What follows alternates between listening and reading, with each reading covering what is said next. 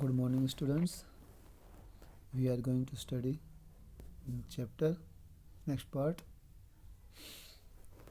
तो यहाँ तक कि हम लोग यहाँ इसको स्टडी कर लिया था कि वो उससे मना करता है कि आप किसी भी रेस्टोरेंट में जाकर ना खाएं, उसकी बजाय तो आप मेरे घर से खाना बनवा कर और हम उसको किसी भी पहाड़ी पर या हिल साइड पर जाकर वहाँ पर आराम से उसको खाएंगे और उसका आनंद लेंगे.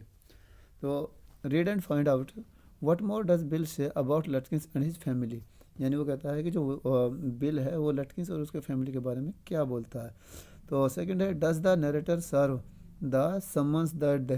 यानी वो कहता है जो नरेटर है, इसका जो राइटर यानी जो इसका बताने वाला है, वो उस सम्मन को लटकिंस तक पहुंचा पाता है नहीं पहुंचा पाता है. तो नेक्स्ट है हु इज़ लटकिंस. तो नेक्स्ट है कि लटकिंस है कौन. तो अब हम इसमें स्टडी करेंगे कि लटकिंस है कौन. तो आई नो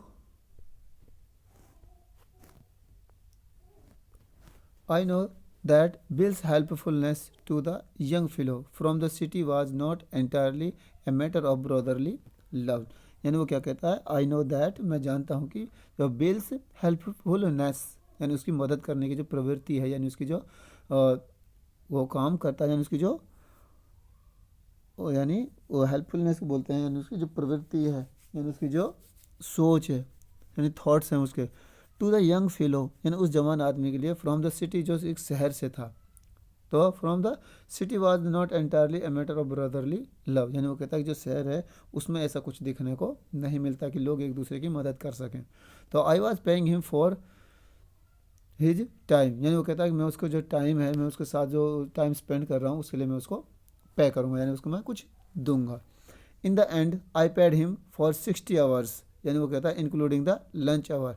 यानी वो कहता है कि जब मैं उसके पास चला गया तो मैं वहाँ लगभग 6 आवर्स, लगभग मैंने उसको 6 घंटे का जो उसके जो पैसे बनते थे 6 घंटे के मैंने उसको दिए, including the lunch time.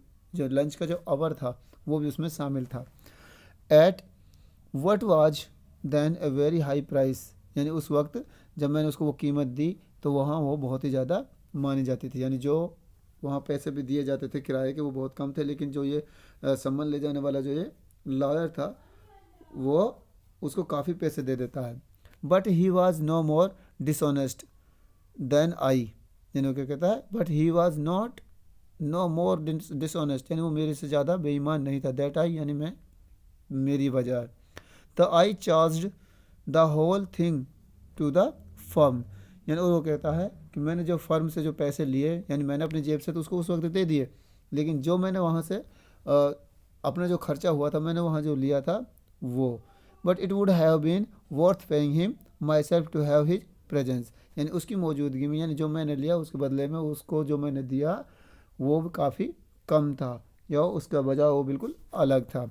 His cheerful country wisdom was very refreshing to a country boy like myself who was sick of the city. यानी वो कहता है हिज चेयरफुल कंट्री, यानी उसका जो गांव, यानी कंट्री यहाँ गांव से लिया गया, यानी वो जिस गांव में वो जाता है वो सम्मान लेके, तो उसका जो गांव था बहुत ही ज़्यादा शानदार था, अच्छा था, यानी खुश मिजाज था.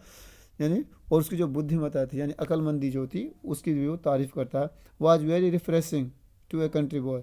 यानी एक गाँव के लड़के को वो काफ़ी सूट करती है कि like myself who was sick of the city. यानी मेरे जैसे लड़के का नहीं, जैसे कि मैं जो शहर से पीड़ित था, यानी मैं शहर का रहने वाला था, तो मुझे वहाँ का जो एटमॉस्फेयर है, एनवायरनमेंट है, वो मुझे सूट नहीं करता.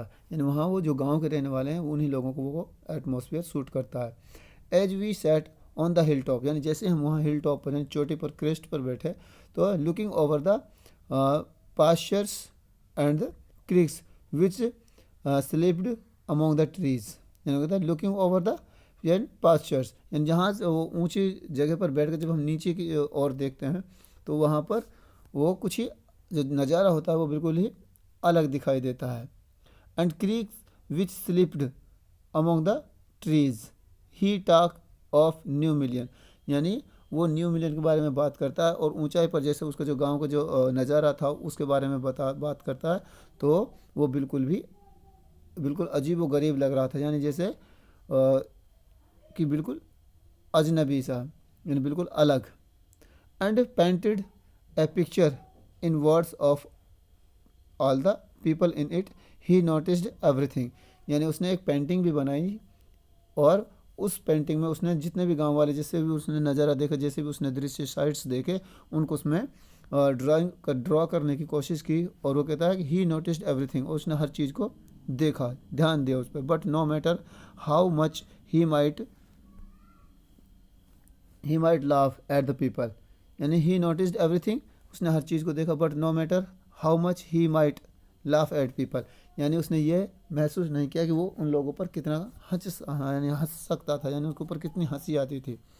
ही आल्सो अंडरस्टूड, यानी उसने ये भी बात भी उसको समझ में आई। एंड फॉरगेव देयर फुलिशनेस, यानी और उसको लोगों को देखने के बाद वो अपनी जो फुलिशनेस थी, मूर्खता थी, उसको भी भूल गया।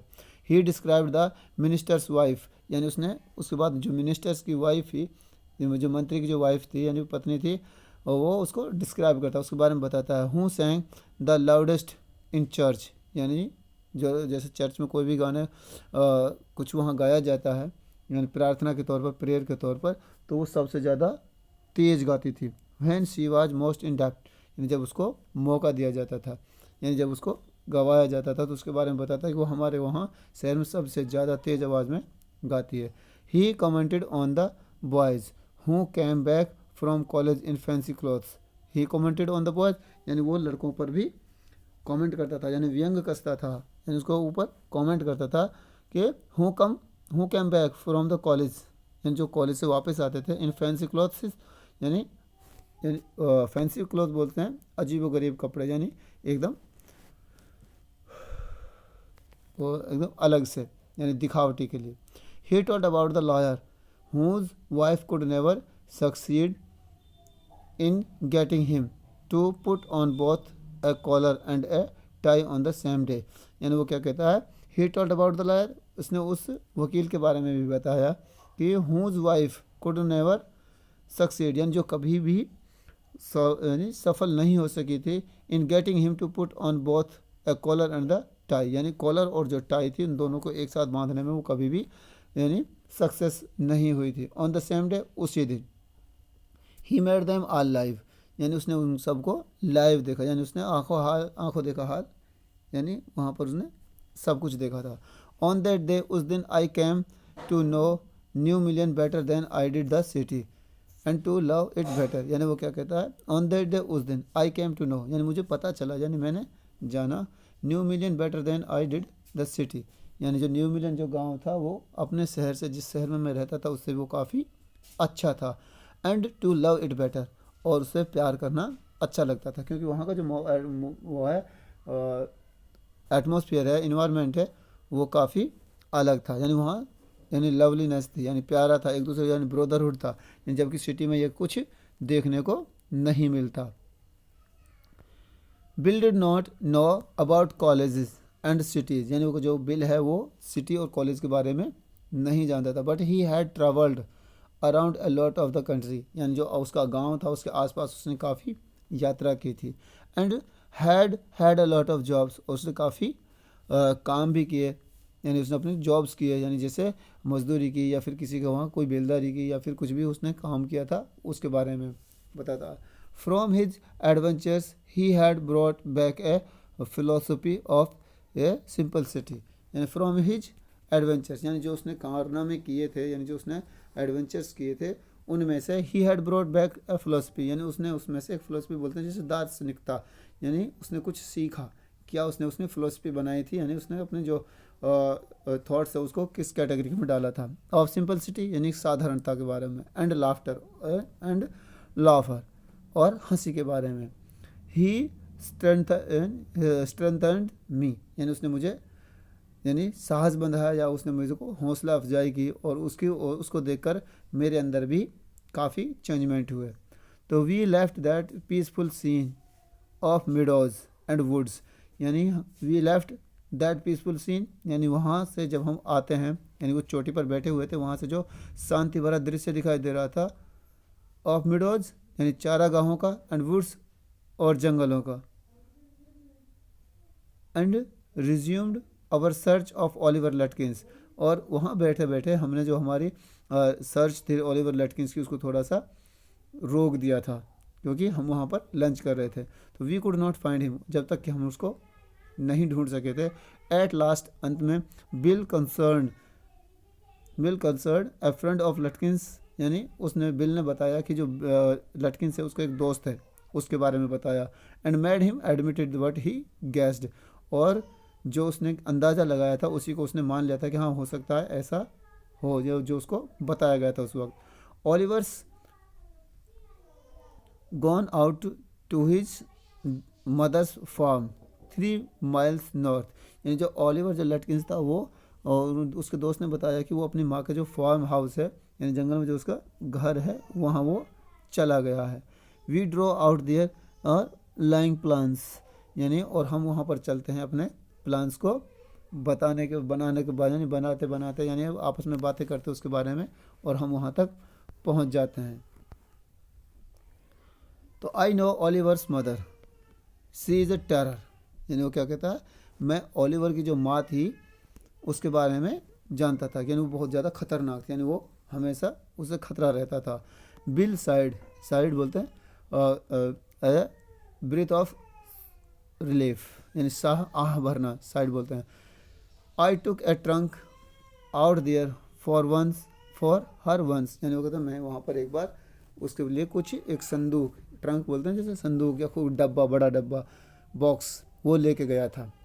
And she almost took my skin of, यानी मुझे ऐसा लगता था उस वक्त, मैंने महसूस किया कि वो मेरी जो चमड़ी है, मेरी जो स्किन है उसको वो उखाड़ सकती थी। Almost took my skin of because I didn't treat it like a box of eggs, यानी मैंने उसको ऐसा महसूस नहीं किया कि वो एक बक्सा था जो कि अंडों का था।